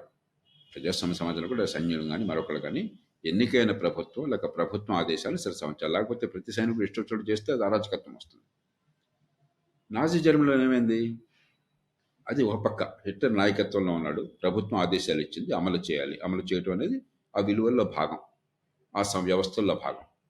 రెండోది ఏమైంది, ఇచ్చిన ఆదేశాలు మౌలికమైన మానవ విలువలను ఉల్లంఘించినట్లయితే, కేవలం అవతల వాళ్ళ పుట్టుక కారణంగా, వాళ్ళ మతం కారణంగా, వాళ్ళ ఒంటి రంగు కారణంగా, వాళ్ళ కులం కారణంగా నిర్దాక్షిణ్యంగా వాళ్ళని చంపేయటమో, మానభంగాలు చేయటమో, హింసించడమో కనుక ఆదేశమైనట్టయితే, ఓ పక్కన అంతరాత్మ మీకు ఓ మాట చెప్తాను, మరో పక్కన మీకు సమాజం ఆపాదించిన విలువ లేకపోతే చట్టము రాజ్యాంగం చెప్పేటువంటి ఆదేశాలు మరో పక్కన చెప్తున్నారు. ఆ సంఘర్షణ అనివార్యం. ఆ సంఘర్షణని ఆ తర్వాత న్యూరంబర్గ్ ట్రయల్స్లో తేల్చేశారు. చాలామంది అధికారులు జర్మనీలో పైవాళ్ల ఆదేశాలను శిరసావహించి లక్షల మంది యూదులను ఊచకోత కోశారు. భయంకరమైనటువంటి మారణహోమానికి పాల్పడ్డారు. చిత్రహింసలకు గురి చేశారు. న్యూరంబర్గ్లో వాళ్ళ వాదన ఏమిటి, మాకు ఆదేశం వచ్చింది, ఆదేశాలను పాటించడం మా నియమము, దాన్ని పాటించాము, మమ్మల్ని ఏం చేయమంటారు అని చెప్పని ప్రపంచ సమాజం ఒప్పుకోలేదు. అంతకు మించిన విలువలు ఉన్నాయి కాబట్టి వాళ్ళని ఉరేశారు. చాలామంది ఉరేశారు, కొంతమంది జీవితకాలం జైల్లో ఉన్నారు. అలాంటి అసాధారణ సందర్భం వస్తాయి. మౌలికమైనటువంటి మానవ విలువలకి, మానవ హక్కులకి ఉల్లంఘన జరిగితే అప్పుడు చట్టము రాజ్యాంగము వ్యవస్థ చెప్పినా కూడా దాన్ని బేఖాతరు చేసే సాహసం ఉండాలి. కానీ మామూలు జీవితంలో చాలా అరుదైన సందర్భం ఇది. ఎందుకంటే రెండో ప్రపంచ యుద్ధం తర్వాత ప్రపంచమంతా ఒప్పుకున్నది universal declaration of human rights అన్నారు 1948లో. ఆ డిసెంబర్ 10 వచ్చింది. అందుకే ఆ రోజున మానవ హక్కుల దినోత్సవంగా జరుపుకుంటాం, universal declaration of human rights. కాబట్టి ప్రపంచంలో ఎక్కడున్నా కూడా మానవాళి మొత్తానికి కొన్ని మౌలికమైన మానవ హక్కులు ఉన్నాయని మనం మానవ సమాజం అంగీకరించింది. నియంతృత్వ సమాజాలు కూడా వాళ్ళు పెదాల మీద వాటికి మొత్తం పలుకుతున్నారు. ఆచరణలో వాటిని వ్యతిరేకం చేసినా కూడా దాన్ని కాదు అంటే మీకు అసలు గౌరవం పోతుంది సమాజంలో. అందుకని చెప్పారు. అది వచ్చాక మనలాంటి దేశాల్లో ఆ మానవ హక్కుల ప్రకారమే మన చట్టాలు, మన రాజ్యాంగం, మన చర్యలు అధికారికంగా ఉన్నప్పుడు ఇబ్బంది లేదు. అరుదైన సందర్భాల్లో ఇప్పుడు ఉదాహరణకి కొంతమందిని కాల్చిపారేయండి, నిరాయుధుల్ని కాల్చిపారేయమని ఆదేశించారనుకోండి, ఖచ్చితంగా అది ఉల్లంఘన అవుతుంది, వాడు దుర్మార్గుడైనా కూడా. అలాంటి సందర్భాల్లో కొంత ఈ సంఘర్షణ వచ్చే అవకాశం ఉంది. దానికి పరిష్కారం ఏంటంటే, ఇప్పుడు కాల్చిపారేయమనే వాళ్ళు ఏమంటారు, సరే వాడు మానభంగాలు చేస్తున్నాడు, హత్యలు చేస్తున్నాడు, కోర్టులో శిక్ష లేకపోతున్నాం, వాడిని కనుక చంపకపోతే సమాజంలో ఉన్నంత భయాందోళనలు వస్తాయి, టెర్రర్తో భయపడిపోతున్నారు, భయంతో ప్రపంచం అంతా గందరగోళం అయిపోతుంది, కాబట్టి చేయకపోతే ఎట్లా అని ఒక వాదన ఉండొచ్చు. దానికి పరిష్కారం, మీరు చట్టాన్ని మరింత బలోపేతం చేయాలి, చట్టబద్ధ పాలన మరింత బలోపేతం చేయాలి, వేగంగా, నిష్పాక్షికంగా, సమర్థంగా, అవసరమైతే కఠినంగా శిక్ష పడేట్టు ఏర్పాటు చేయాలి. అంతేకాని దాన్ని పక్కన పెట్టేసి వీడిని చంపే ప్రయత్నం చేస్తే నిరాయుధుణ్ణి చట్టానికి అతీతంగా ఈవేళ అవసరం కదా అని చెప్పన్నా కూడా రేపు పొద్దున అమాయకుడమే పడుతుంది అస్త్రం. మంచి ఈవేళ చెడ్డవాడమే పడవచ్చు. కాబట్టి ఆ క్లాష్ ఉంటుంది. మన దేశంలో ఆ క్లాష్ ఉన్నది. నాకు వ్యక్తిగతంగా అలాంటి క్లాష్ రాకపోయినా కూడా, కానీ ఖచ్చితంగా దాన్ని మన నుంచి మనం కాపాడుకునే చూస్తున్నాం. మనం దిశ కేసు ఉన్నది, ఆమె జరిగింది భయంకరమైనటువంటి నేరం, దారుణమైన హీనాతిహీనమైన నేరం. ఖచ్చితంగా వాళ్ళు ఉరిశిక్ష పడాలి. కానీ వేగంగా కోర్టుల్లో విచారణ చేసి వాళ్ళ దోషిత్వాన్ని రుజువు చేసి ఉరిశిక్ష ఇస్తే అది సమాజానికి మంచిది. మనం కసితో 3 రోజుల్లో వాడిని తప్పమని కాల్చిపారేస్తే రేపొద్దున అమాయకుల్ని కాల్చేయచ్చు, నిర్దోషుల్ని కాల్చేయచ్చు, ఏ పాపం ఎరుగున వాళ్ళని కాల్చేయచ్చు. అప్పుడు సమాజంలో అమాయకుడి రక్షణ ఉండదు. అక్కడ మనకి సంఘర్షణ ఈ దేశంలో కనిపిస్తున్నది. మన దేశం వెనకబడ్డానికి కారణం కరప్షన్ అని చెప్పేసి ప్రతి ఒక్కళ్ళు ఒప్పుకునే చేదు నిజం మనం చుట్టుపక్కల జరుగుతుంది. ఎంత చిన్న ఆఫీస్కి వెళ్ళినా బర్త్ సర్టిఫికేట్, ఏ సర్టిఫికేట్ కావాలన్నా ఎంతో కొంత చేయి తడపాల్సిందే, లేకపోతే పని జరగదు అనేది ఖచ్చితమైన నిజం సార్. అలా అయిపోయింది. కరప్షన్ అనేది ఓన్లీ మనీ గురించి కాకుండా, నేను ఒక రియల్ లైఫ్ ఎగ్జాంపుల్ నేను చూసింది చెప్తాను సార్. మా ఫ్రెండ్ వాళ్ళ ఫ్రెండ్, కొంచెం నాకు పరిచయం లేదు. సో అతను వాళ్ళ నాన్నగారు సీఎం ఆఫీస్లో పనిచేస్తారు. అయితే మా ఫ్రెండ్ని డ్రాప్ చేయడానికి ఒక 2-3 కిలోమీటర్ల అవతల డ్రాప్ చేయడానికి వచ్చినప్పుడు వాళ్ళ కార్లో వచ్చాడు అతను, వాళ్ళ డ్రైవరు వచ్చారు. వచ్చి వెనక మేము కార్లో కూర్చున్నాము, బయలుదేరాము. ట్రాఫిక్ కొంచెం ఎక్కువగా ఉంది అంతే. కార్లో వాళ్ళ నాన్నగారు లేరు, వాడుతుంది ఈ అబ్బాయి, వెళ్ళేది అఫీషియల్ పని కాదు. ట్రాఫిక్ కొంచెం ఎక్కువగానే సైరన్ వేసే అన్నాడు. డ్రైవర్ సైరన్ ఆన్ చేశాడు, ముందుకెళ్ళారు. నేను అప్పటికి నాకు లోపల అనిపించినా సరే మాట్లాడలేని పరిస్థితి. 5 నిమిషాలు దిగిపోయాను కారు. ఆ తర్వాత అనిపించింది, అంటే మిస్యూజ్ ఆఫ్ పవర్ ఇది కూడా కరప్షనే కదా. అసలు కరప్షన్ని మనం ఎలా చూడాలి సార్? ఎక్కడ మనకి ప్రాబ్లం అవుతుంది? మీరు అన్నది కరెక్ట్ సాయి. 3 రకాలుగా చూడాలి. ఒకటి అధికార దుర్వినియోగం. డబ్బులు చేతులు మారకపోవచ్చు. కానీ అధికార దుర్వినియోగం చేస్తే ఏమవుతుంది, సమాజంలో ఉండకూడని అంతరాలు ఏర్పడుతున్నాయి. ఒక రకమైన లూజ్‌నెస్, విశృంఖలత. ప్రతి వాళ్ళు కూడా అధికారాన్ని నేను కూడా దుర్వినియోగం చేయొచ్చు కదా అని ఎవడి స్థాయిలో వాడు అధికార దుర్వినియోగం మొదలెడితే చివరికది పెట్టి టిరనీ, నియంతృత్వము, వీఐపీ కల్చర్, ఈ సమానత్వము, చట్టబద్ధ పాలన అంతరించిపోతాయి. రెండోది స్ట్రెయిట్ ఫార్వర్డ్‌గా లంచాలు తీసుకోవటం, లంచాలు ఇవ్వటం. మూడో రకమైన కరప్షను ఈ లంచాలు కూడా రెండో రకం, దానిలో ఎక్స్ట్రాషనరీ కరప్షన్ అంటాం. అంటే లంచం ఇచ్చేవాడు గతిలాకి ఇస్తున్నాడు. నీకు చట్టబద్ధంగా కావలసిన పనికి లంచం ఇవ్వకపోతే ఆ పని జరగట్లేదు. ఆ పని జరగకపోయేసరికి చాలా నష్టం వస్తుంది. కొన్ని సందర్భాల్లో ఇప్పుడు మీకు పాస్పోర్ట్ ఆలస్యమైంది, అది తర్వాత వీసా రాకపోవచ్చు. లేకపోతే మీకు ఫలానా సర్టిఫికేట్ రావటం లేదు, ఒక ఇంపార్టెంట్ కోర్సులో మీకు అడ్మిషన్ రాకపోవచ్చు, లేదా ఉద్యోగం ఆగిపోవచ్చు. దాంతో ఏమవుతుంది, అవసరార్థం మీరు ఏ తప్పు చేయకున్నా మీకు హక్కుగా కావాల్సిన పని వాడు సకాలంలో చేయట్లేదు కాబట్టి వాడు అధికారంలో కూర్చుని వాడు అధికారాన్ని సొంత ప్రయోజనం కోసం, లంచం కోసం వాడుతున్నాడు కాబట్టి, మన మీద పెత్తనం చేస్తున్నాడు కాబట్టి గతిలేక కళ్ళనీళ్ళతో లంచం ఇవ్వాల్సి వస్తుంది. అక్కడ లంచం ఇచ్చేవాడు భయంకరమైన నేరస్తుడు కాదు, అక్కడ తీసుకున్నవాడు దుర్మార్గుడు. ఆ లంచం అవసరం లేకుండా పనులు చేయించే బాధ్యత ప్రభుత్వం, ఆ వ్యవస్థ ఏర్పాటు చేయాలి. మూడో రకమైనది లంచం ఇచ్చినవాడు, లంచం తీసుకున్నవాడు లాలూచి పడి సమాజానికి అన్యాయం చేస్తున్నారు. వాళ్ళిద్దరూ సంతోషంగా ఉన్నారు. ఎందుకంటే లంచం ఇచ్చిన వాడికి అర్హత లేకుండా, సమాజంలో నిజమైన పోటీలో పాలు పంచుకోకుండా వాడికి కొంత ప్రయోజనం అదనంగా వస్తుంది, నష్టం సమాజానికి జరుగుతుంది. లంచం పుచ్చుకున్న వాడికి వాడు అధికారికంగా చేయవలసిన పనికి వాడికి అదనంగా డబ్బు ముడుతుంది. వాళ్ళిద్దరికి లాభం, కానీ సమాజానికి నష్టం. ఈ 3 రకాలు ఉన్నాయి. మూటిని వేరువేరుగా చూడాలి. మొదటిది కఠినంగా నిబంధనలు పాటించడం. నేను ప్రతి ఉద్యోగంలోకి వెళ్ళగానే మా కారుకి లైట్ ఉండేది, నేను లైట్ తీసి పారేసేవాడిని. జిల్లా కలెక్టర్గా ఉంటే లైట్ తీసి పారేసేవాడిని. రాజభవన్లో అంటే నేను ఎంబలం కూడా తీసి పారేసాను, ఒక గవర్నర్ గారు వెళ్ళే కారుకు తప్ప. అందరూ కూడా సార్ రాజభవన్లో ఉంటే ఇది ఒక మనకు సౌకర్యం కదండి. ఏం సౌకర్యం అయ్యా, ఈ దేశ చిహ్నం అది, ఆ 3 సింహాలది. మనం దాన్ని మన కారులో పెట్టి కూరగాయలకి లేకపోతే సినిమాలకి వెళ్ళటం ఎంత అవమానం, ఈ దేశానికి సిగ్గుందా మనకేమన్నా అని తీసి పారేసేవాడిని. నాతో డ్రైవర్ కూడా గొడవ పెట్టేవాడు. తీసేయగానే మొట్టమొదటి డ్రైవర్, సార్ మన కారు వెళ్తుంటే అందరూ వస్తుంది కారు ఇచ్చేవాళ్ళు, మీరు లైట్ తీసేయమంటున్నారు, ఇది తీసేయమంటున్నారు అట్లా అని చెప్పి. నేను పట్టలేదు రావయ్యా, అందుకు కదా మనం ఇక్కడ ఉన్నది, ప్రజలకి చేయాల్సిన పని చేయడం కోసం అని చెప్పి నాకు చెప్పేవాడు. ఎందుకంటే ఒకసారి అలవాటు పడ్డ తర్వాత నేను మిగతా వాళ్ళకంటే ఎక్కువ అన్న భావం, ఆ విఐపి కల్చరు, అది అది కూడా ఒక వ్యసనం. అది పోతే తక్కువ అయిపోతామన్న భావన ఆత్మజ్ఞానంతో వచ్చేస్తుంది. కాబట్టి దాని నుంచి బయటపడాలి ఈ సమాజం. ఇంకా ఈ సమాజంలో విపరీతమైన విఐపి కల్చర్ ఉంది. కొందరైతే చిన్న చిన్న పదవులు దాన్ని పెద్ద పెద్ద అక్షరాలతో ఫలానా జిల్లా పరిషత్ సభ్యుడు, లేకపోతే ఫలానా ఇది ఫలానా అది అని చెప్పని పెద్ద తాటికి ఎంత అక్షరాలతో రాసుకుంటారు, చాలా పెద్ద. అంటే అసలు మన రాజకీయంలో కూడా మీరు గమనిస్తే చాలామంది దీనిలోకి వచ్చేది లంచాల కోసం కాదు, గుర్తింపు కోసం. ఆత్మన్యూనత ఉండి 10 మందిలో గౌరవం లేదన్న భావన ఉండి ఏదో పెత్తనం చేస్తే, పెత్తనం చేస్తున్నాన్న భావన కలిగితే, ఒక పదవిలో ఉంటే, ఏదో ఒక పదవి ఇస్తే, ఒక లెటర్ హెడ్ ఉంటే నన్ను అందరూ గుర్తిస్తారన్న తపన ఈ దేశానికి బాగా ఉంది. ఆ బలహీనత భారతీయ సమాజంలో ఎక్కువ ఉందని నేను నమ్ముతున్నాను. దాని నుంచి బయటపడాలి. మనకు అంతర్గతంగా బలం ఉండాలి. మన జీవితాన్ని మనం హుందాగా, ఆనందంగా, 10 మందికి అందరికీ మంచి జరిగేట్టుగా మన జీవితాన్ని మనం తీర్చిదిద్దుకోగలగాలి, మనం ఎదుగుతూ. అదే సమయంలో సమాజ హితం కోసం పాటుపడగలగాలి. అంతే తప్ప ఎవడో ఇచ్చిన పదవి లేకపోతే ఇచ్చిన అధికారము అది మనకి గౌరవాన్ని ఇస్తుంది అనుకున్నటువంటి భ్రమ నుంచి బయటపడాలి. సార్, కరప్షన్‌కి అగెయిన్స్ట్‌గా మనం చాలా చేశారు. మన గవర్నమెంట్ కానివ్వండి, ఇప్పుడు ఏసీబీ కానివ్వండి, ఇట్లాంటి చాలా డిపార్ట్మెంట్స్‌ని తెచ్చినప్పటికీ కూడా ఇంకా కంటిన్యూ అవుతుంది. అది కూడా చిన్న చిన్న వాళ్ళ దగ్గర నుంచి పెద్దవాళ్ళ దాకా ప్రతి లెవెల్‌లో కరప్షన్ ఉంది. మనం ఎక్కడ ఫెయిల్ అవుతున్నాం సార్ దాన్ని తగ్గించడానికి? దీని వెనకాల ఉన్నది ముందు స్థాయి అధికార దుర్వినియోగం. మనం ఒక ఫ్యూడల్ వ్యవస్థ నుంచి ఆధునిక వ్యవస్థలోకి వస్తున్నాం, ఇంకా పూర్తిగా రాల.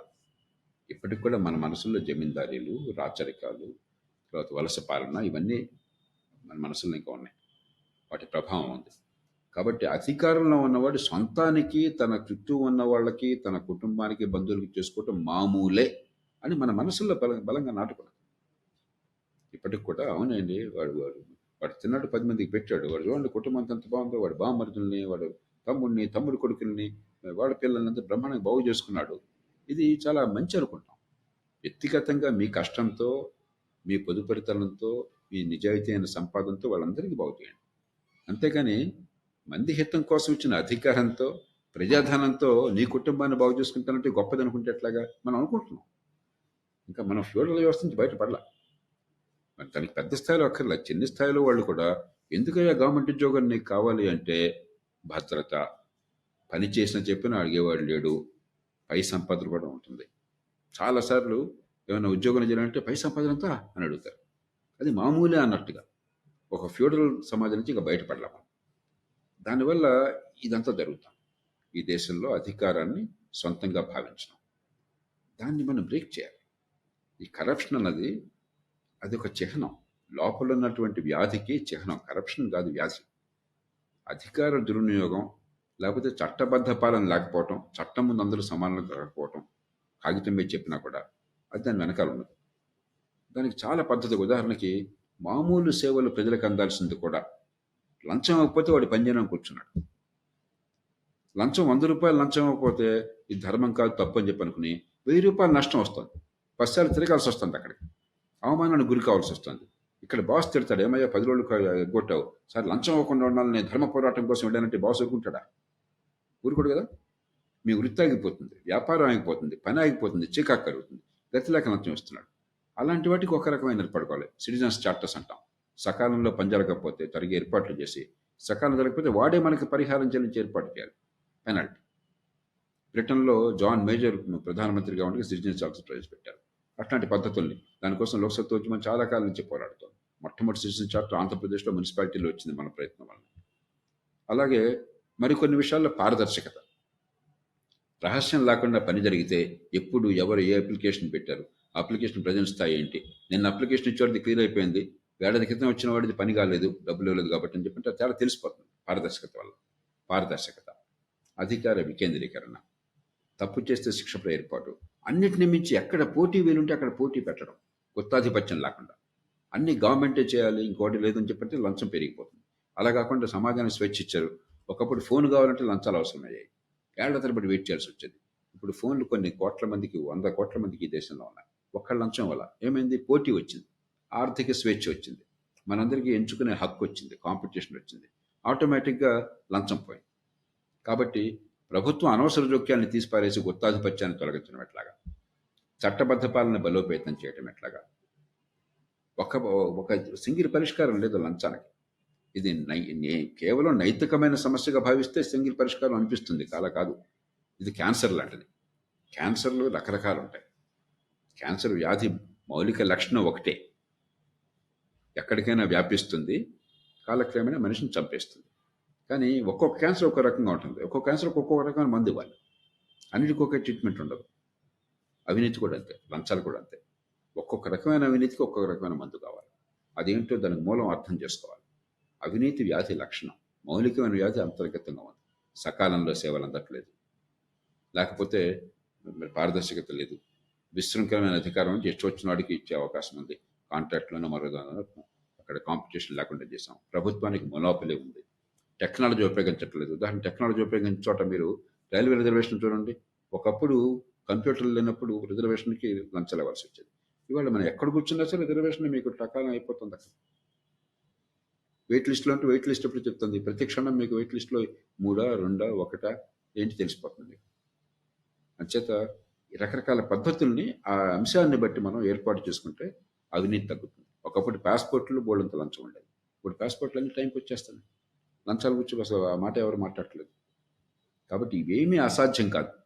మీరు నిజంగా తలుచుకుంటే ప్రతిదానికి ఒక మందు ఉన్నది, దేనికి ఏ మందు అవసరమో తీసుకుని ఆ మందులు ఏర్పాటు చేయాలి. సార్, ఇప్పుడే మీరు సిటిజన్ చార్టర్స్ గురించి మాట్లాడారు. మీరు లోక్సత్తా ద్వారా చాలా కృషి చేశారు దాని గురించి. కానీ చాలామందికి ఇప్పటికీ ఐడియా లేదు సార్, అది ఏంటి, ఎలా పనిచేస్తుంది, ఎందుకు, అంటే ప్రజలకి ఎందుకు అవసరం అనేది తెలియదు సార్.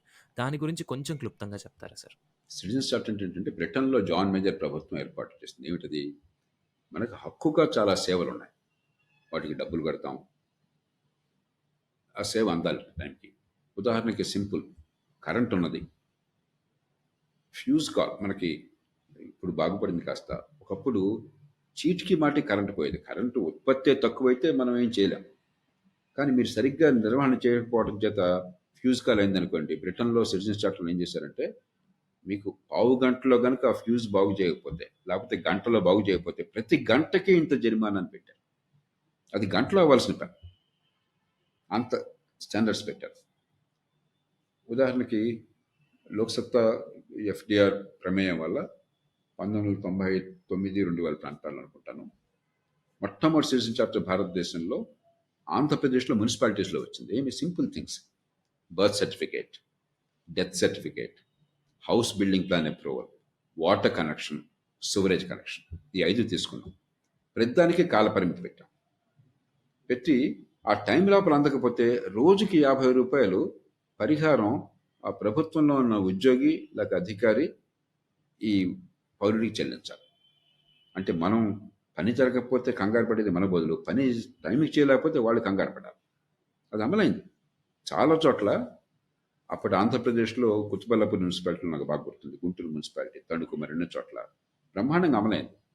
అప్పుడు నేను బహిరంగంగా ఒక ప్రకటన చేశాను: మీరు కనుక ఈ జరిమానా వసూలు చేస్తే, ఈ పెనాల్టీ వసూలు చేస్తే ఆలస్యానికి, మీరు ఎంత వసూలు చేస్తే అంత మ్యాచింగ్గా నేను కూడా మీకు ఒక బహుమానం ఇస్తానని చెప్పాను. మీకు ఆలస్యానికి ఒక 500 రూపాయలు పరిహారం వచ్చిందనుకోండి గవర్నమెంట్ నుంచి, 500 ఏర్పాటు చేశాం, కొన్ని లక్షల రూపాయలు పంపిణీ చేశాం. అంటే ప్రజల్లో బాగా ప్రచారం కావాలి. కాలక్రమేణా ఏమైందంటే 2 జరిగినాయి. కాగితం మీదేమో ప్రభుత్వాలు మేము సిటిజన్ చార్టర్కి అంకితం అని చెప్పని కాగితం మీద ఆర్డర్లు ఇచ్చారు, కానీ జరిమానా లేదు. ఇప్పుడు ఊరికే కాగితం మీద ఆర్డర్ ఇస్తే సదాశయాలు మంచి ఫలితాలు లేవు. ఆశయాలు ఫలితాలను ఇచ్చేట్టుగా ఏర్పాటు కాలేదే వ్యవస్థ అన్నది. ఇన్సెంటివ్స్ అన్నది. టైంకి ఇవ్వకపోతే జరిమానా ఖచ్చితంగా చెల్లించాలి, జేబులోంచి చెల్లించాలనుకోండి, పని మారుతుంది. ఆ ప్రయత్నం చేయాలి. రెండోది, చట్టబద్ధత లేదు. ఇప్పుడు ఆనాడు నేను చేసిన దానికి ప్రభుత్వం స్పందించి ఒక ఆర్డర్ ఇచ్చింది, కానీ చట్టంలో రూపొందించకపోయేసరికి తర్వాత ప్రభుత్వం పక్కన పెట్టేసింది. కాలక్రమేణా అంతరించిపోయినాయి. కాబట్టి ఒక బలమైన చట్టబద్ధత కావాలి. ఈ 2 తీసుకొస్తే చాలా సేవలు మనకి ఇంప్రూవ్ అవుతాయి. కానీ ఇప్పటికే సిటిజన్ చార్టర్ లేకున్నా కూడా ఈ సేవ, మీ సేవ, తర్వాత ఇప్పుడు ఈ మధ్యకాలంలో జన్ధన్, లేకపోతే ఆధార్ లింకేజీ, ఇలాంటి కారణాల వల్ల, తర్వాత పాస్పోర్ట్ లాంటివి కొన్ని చేసిన ఏర్పాట్లు, వీటి వల్ల కొన్ని సేవలు పూర్వం కంటే బాగుపడ్డాయి.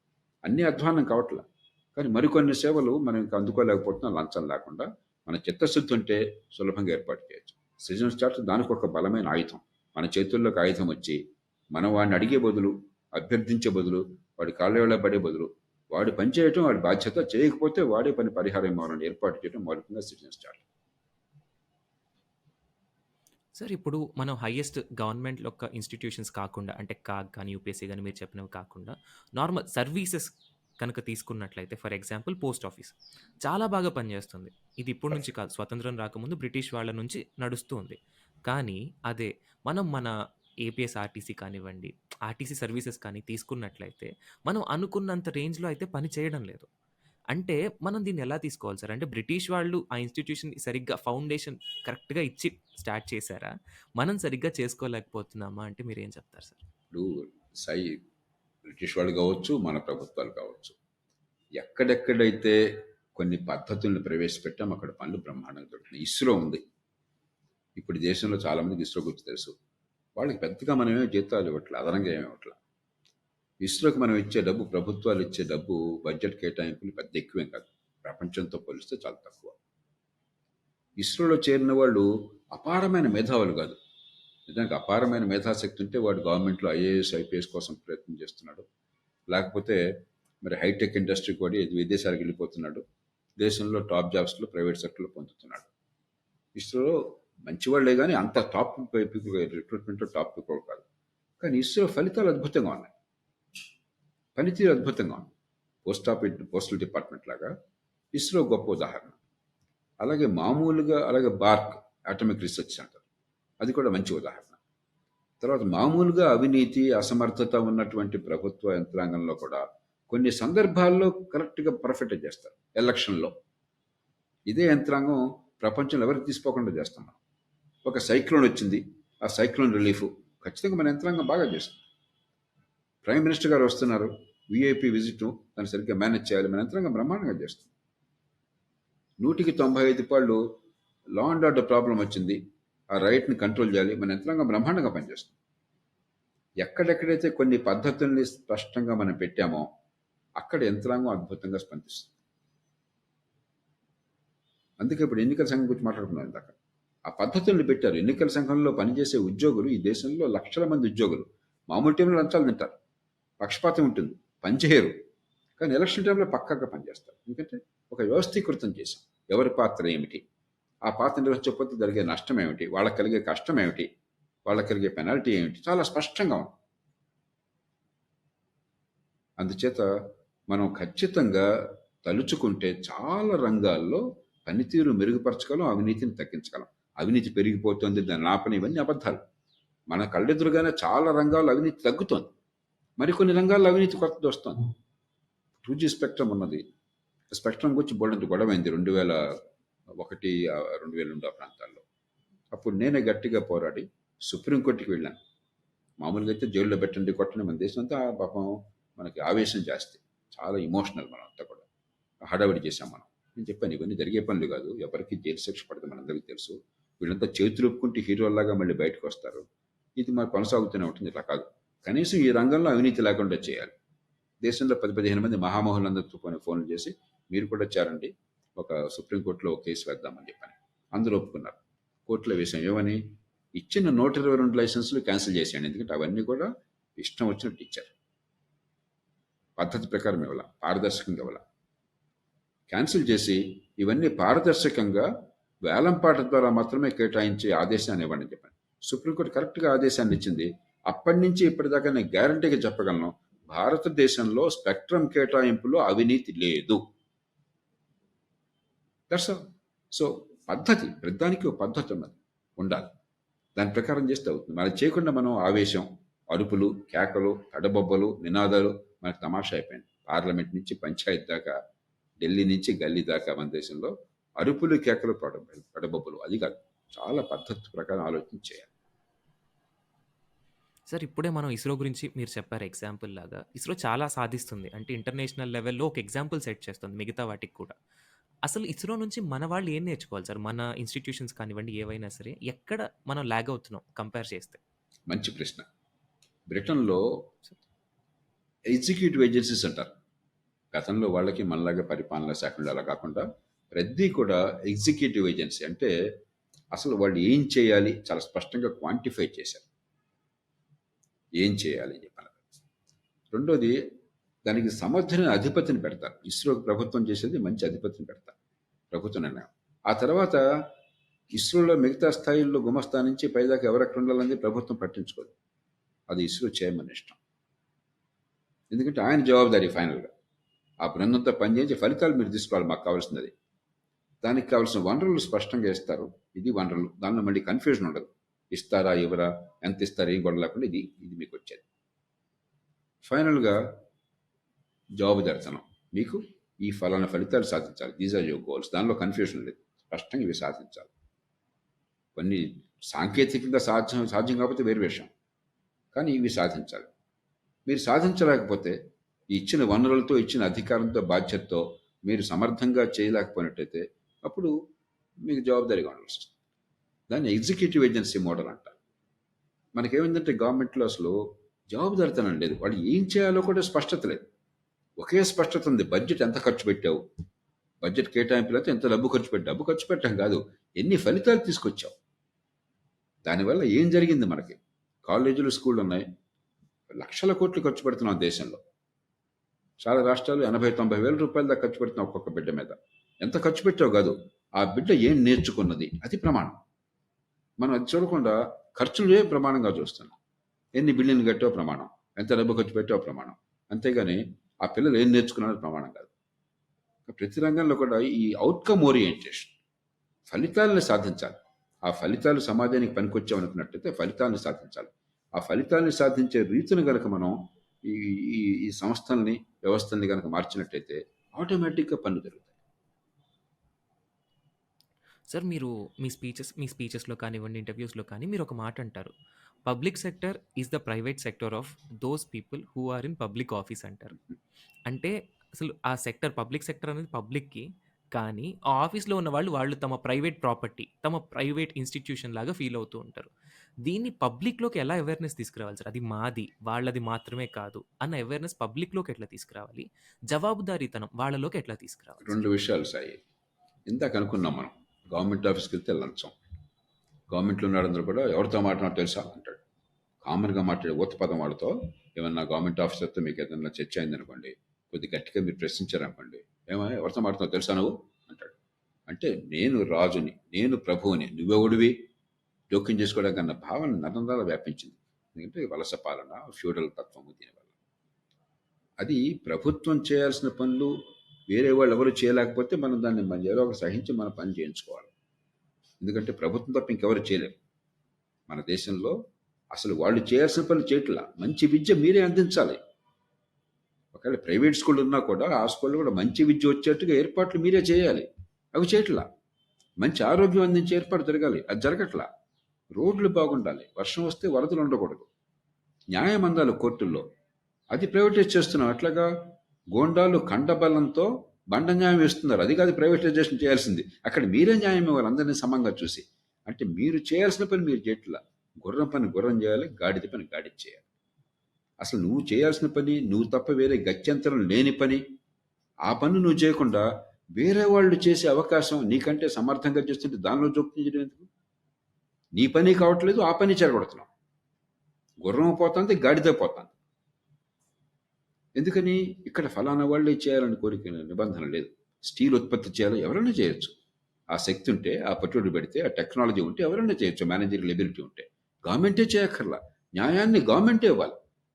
న్యాయాన్ని బయట వాడి ఇష్టం ఇవ్వడం మనకి అది గూండాగిరి అవుతుంది.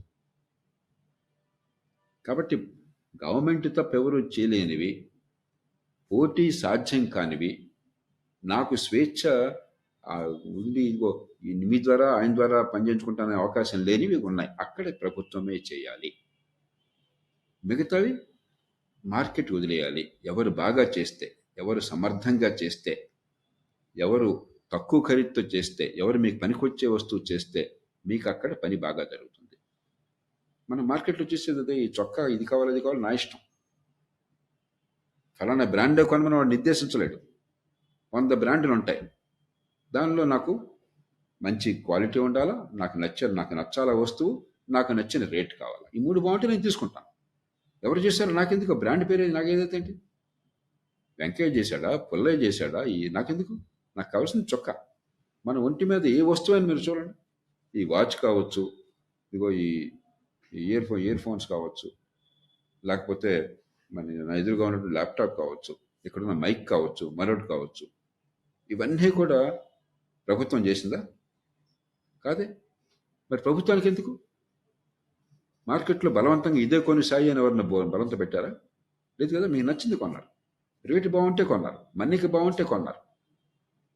కాబట్టి పిల్లి తెల్లదా నల్లదా మనకు అనవసరం.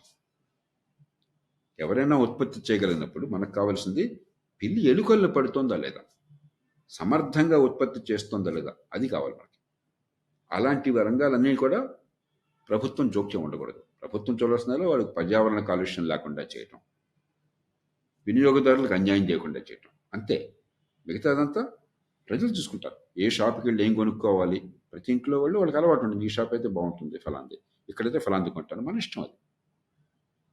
ఎప్పుడైతే ప్రభుత్వం చేపట్టిందో పనులు ఆగిపోయినాయి. అందుకని పూర్వమైంది, ఫోన్లు కూడా ప్రభుత్వం చేతిలో ఉంది.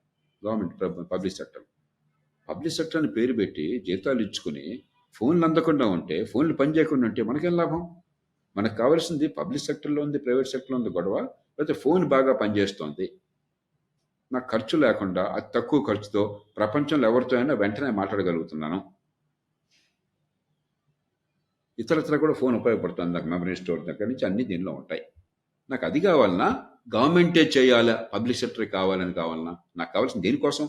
ఫోన్లో చూసేది ఏంటి? ఎవరు చేశారో చూస్తున్నాను నేను, నాకు బాగుందో చూస్తున్నాను. కాబట్టి మనం తెలియకుండానే ఈ వాదనలోకి వెళ్లకుండానే మన జీవితంలో ఈ వాదన ఫలితాలని మనం పాటిస్తున్నాం. మనకి ఏది కావాలంటే అది నచ్చింది, తక్కువ ఖరీదుతో ఉంది, ఎక్కువ వాల్యూ ఇచ్చేది మనం కొనుక్కుంటున్నాం, వాడుకుంటున్నాం. అది ప్రైవేట్ సెక్టర్ అంటే. గవర్నమెంట్ ఏది ఇస్తే అది గతి లేక, కర్మచాలక ఏడుస్తూ తీసుకుంటున్నాం, అది పబ్లిక్ సెక్టర్ అంటే. గవర్నమెంట్ ఆఫీసులో పని కాలేదు, లంచం ఇవ్వాల్సి వస్తుంది, వేరే మార్గం లేకపోతుంది, ప్రస్తుతం బాధపడుతున్నాం. కోర్టుకి వెళ్తే న్యాయం అందట్లేదు, కన్నీళ్లు కారుస్తున్నాం, అది గవర్నమెంటే చేయాలి. కాబట్టి గవర్నమెంట్ చేయాల్సిన పనులు సమర్థంగా చేసేందుకు ఏర్పాట్లు కావాలి. ఇతరులు బాగా సమర్థంగా చేసే పని, పోటీ ఉండే పని వాళ్ళు చేయటం శ్రేయస్కరం. ఇది అర్థమైతే మనం చేస్తుంది ఇదే రోజు. ఇది తెలియక 60-70 ఏళ్ల నుంచి లైసెన్స్ పర్మిట్ కోటా రాజ్యాన్ని పెట్టి కొహనా సోషలిజం తీసుకొచ్చి ప్రభుత్వ రంగ సంస్థలు ఉత్పత్తి చేయడం అంటే సోషలిజము. ప్రైవేటు సంస్థలు పెట్టుబడి పెట్టి రిస్క్ తీసుకుని పోటీ పడి దివాళాకి సిద్ధపడి అవసరమైతే తపన కొద్దీ ఉత్పత్తి చేస్తే అది చాలా ప్రమాదకరము అన్న పిచ్చి ఆలోచనలు ప్రజల్లో ప్రవేశపెట్టి ఈ దేశంలో పబ్లిక్ సెక్టర్ ప్రైవేట్ సెక్టర్ అన్న మూర్ఖమైన 50 ఏళ్ల క్రితం చర్చన కొంతమంది ఇంకా కొనసాగిస్తున్నారు. కానీ ఆ రోజులు చెల్లిపోయినాయి. ఈవేళ ప్రజలకు ఒక్కసారి చూస్తే మీ చుట్టూ ఉన్నవి మీకు ఆనందాన్ని ఇచ్చేవి, మీ జీవితాన్ని మరింత సంతోషమయం చేసేవి, మీకు సౌకర్యాన్ని సుఖాన్ని ఇచ్చే వస్తువుని ఒకసారి చూస్తే దానిలో ప్రభుత్వం నుంచి వచ్చిన దాదాపు ఏమీ లేవు. అన్నీ కూడా ప్రైవేట్ రంగం నుంచి, మార్కెట్ నుంచి, పోటీ వల్ల, ఆర్థిక స్వేచ్ఛ వల్ల, మీకు ఏది కావాలో ఎంపిక చేసుకునే హక్కు వల్ల వచ్చినాయి. కానీ గవర్నమెంట్ దాన ధర్మాలుగా రాలేదు. సార్, మన ఇన్‌స్టిట్యూషన్స్‌ని బలోపేతం చేసుకోవడానికి మనం గ్లోబల్ ప్రాక్టీసెస్ నుంచి, అంటే మీరు చాలా విదేశాలు తిరిగారు, చాలా వాటిపైన రీసెర్చ్ కూడా చేశారు కాబట్టి, గ్లోబల్ ప్రాక్టీసెస్ నుంచి మనం ఏం నేర్చుకోవచ్చు సార్? అసలు మానవ సమాజం సాయి సొంతంగా ఏది ఉండదు. ఒక బిడ్డని పెంచిన ప్రతి తల్లిదండ్రులకి తెలుసు, ఒక బిడ్డ తల్లిదండ్రుల్ని చుట్టూ ఉన్న వాళ్ళు అనుకరిస్తుంది. చాలా వేగంగా అనుకరణ కొనసాగి మనలాగా తయారవుతారు.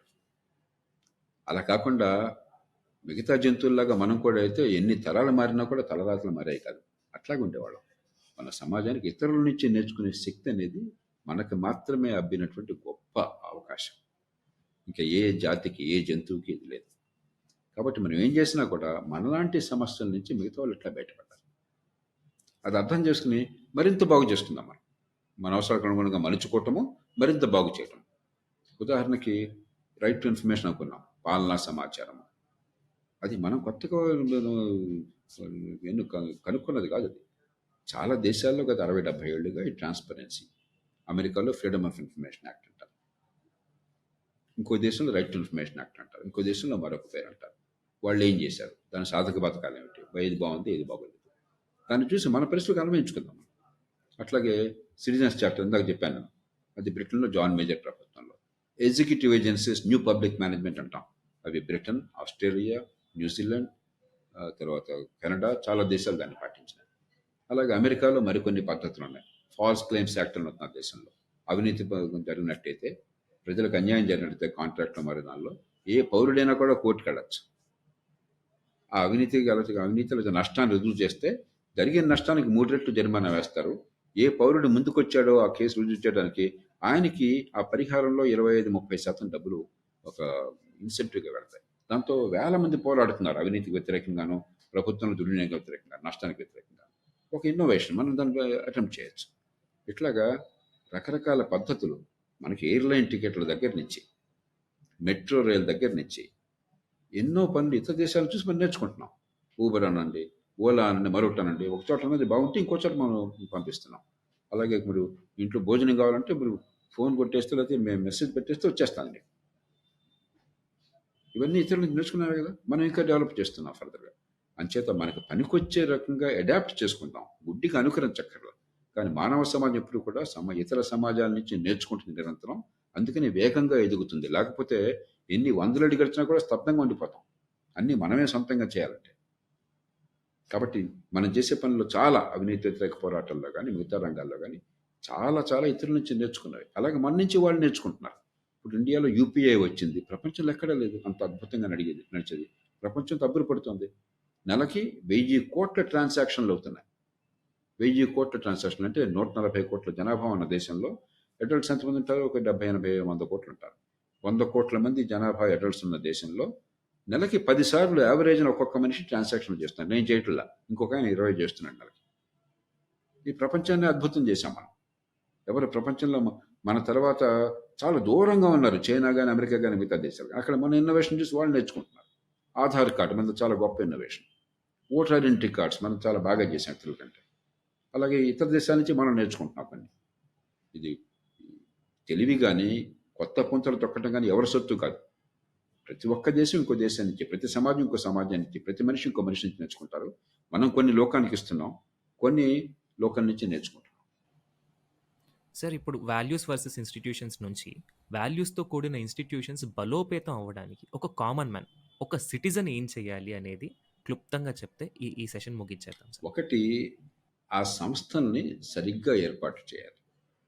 ఆ సంస్థలే దుర్మార్గుల్ని పెట్టాము, లేకపోతే పక్షపాతంగా ఉండేవాళ్ళని పెట్టాము, లేకపోతే పక్షపాతంగా ఉండమని చెప్పి మరీ పెట్టాము, అస్మదీయుల్ని ఆశ్రిత పక్షపాతం కొద్దీ పెట్టాము. అప్పుడు అంబేద్కర్ చెప్పారు ఎప్పుడో, ఎంత గొప్ప రాజ్యాంగాన్ని రాసుకున్నా కూడా అమలు చేసేవాళ్ళు చిత్తశుద్ధి లేకపోతే రాజ్యాంగం చిత్తకాయితం అయిపోతుంది. కాబట్టి ఎలాంటి వాళ్ళని పెట్టాము, వాళ్ళు పనిచేయడానికి తగినటువంటి స్వతంత్ర ప్రతిపత్తి ఇచ్చామా లేదా? ఆ స్వతంత్ర ప్రతిపత్తి లేకుండా ఉంటే రోజు వాళ్ళకి ఆదేశాలు ఇచ్చాము, ఇలా చేయాలి అలా చేయని చెప్పని, అది ఇంకా వ్యవస్థ కాదా, రాజ్యాంగ సంస్థ కాదా? మూడోది, జవాబుదారీగా ఉందా లేదా? పేనుకి పెత్తనం వేస్తే తలంతా గురుగుతుంది. వాళ్ళు స్వతంత్రంగా ఉండాలి, వాళ్ళు బాగా పనిచేయాలి, పెట్టాము. వాడు అక్కడి నుంచి సొంత అధికారంలాగా వాడు అనుభవిస్తున్నాడు, మనం మర్చిపోయాడు. జవాబుదారితనం ఉండాలి. నాలుగోది, ప్రజలు నిరంతర నిఘా ఉండాలి.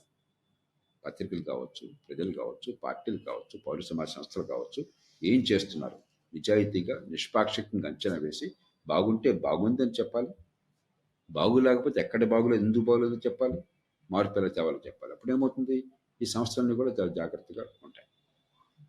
ఈ 4 ఉన్నట్టయితే, ఆ సంస్థను సరిగ్గా నిర్మాణం చేసినట్టయితే మంచి ఫలితాలను ఇస్తాయి. లేకపోతే ఊరికి జీతభత్యాల కోసం ఉంటాయి అక్కడ, దానివల్ల మనకు ప్రయోజనం లేదు, వాళ్ళకి మాత్రం ప్రయోజనం ఉంటుంది.